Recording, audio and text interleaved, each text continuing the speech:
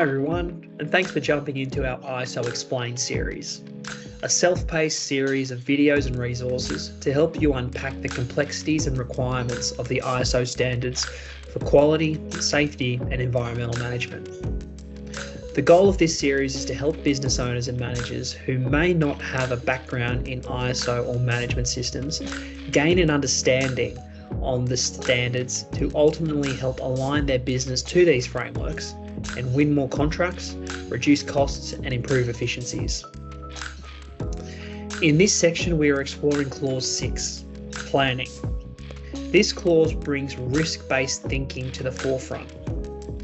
Once you have identified the organisational context, as you would have done in Clause 4, one of the previous videos, you are now required to stipulate your risks and opportunities and how they will be addressed through planning. As mentioned previously, when looking at risks, we also need to consider opportunities, meaning the opportunity to improve not only the management system, but the business performance as a whole after identifying this risk. Now, when looking at risks and opportunities, they generally come from four main categories. Man, e.g. employees or staff. Method, for example, the existing processes within your management system. Machine, the risks associated with machinery and equipment, such as malfunctions. And milieu, which is another word for the environment that the business operates in. A great starting point is to revisit the process maps that you created in your quality management system document.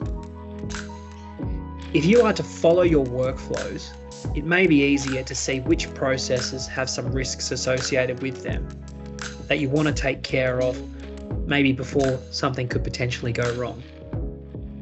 Once you've identified these risks, they can be added to Form F5.27, but you should also categorize each of these risks by the relevant processes in Form F5.1, the QMS process definition. Once these risks are defined and outlined, it's important to consider how you will monitor and review these risks.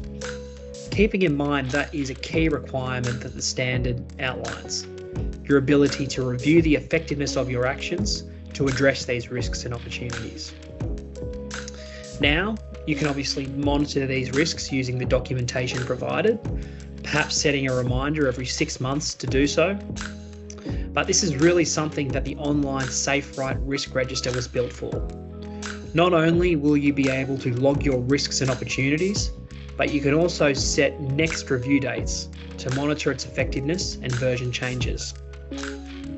Perfect for you to demonstrate to an auditor that you continuously monitor and improve where necessary your actions to address these risks and opportunities.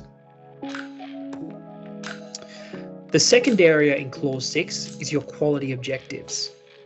The purpose of these objectives is to determine conformity to requirements and effective deployment and improvement of the management system. Now, luckily, if you've already been watching the previous videos, you've already defined your quality objectives in your quality policy document. However, the standard also stipulates that you establish an action plan to achieve these objectives. Now here, you can navigate to the operations planning document, which already outlines a systematic process and action plan to achieve these quality objectives.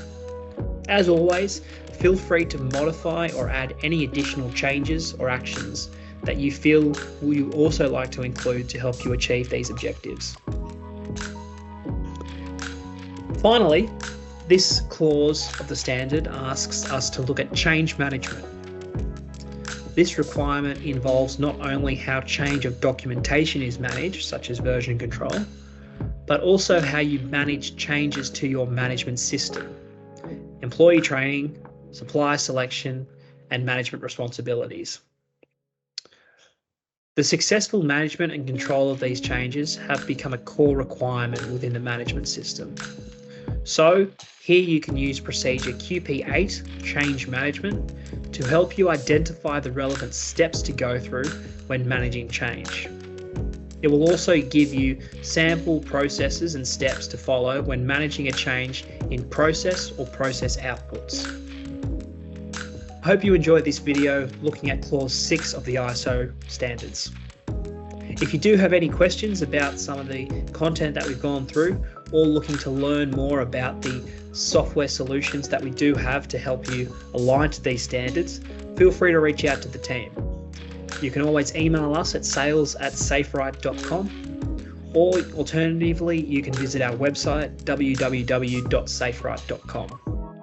I hope you enjoyed this video, and we look forward to seeing you in the next one.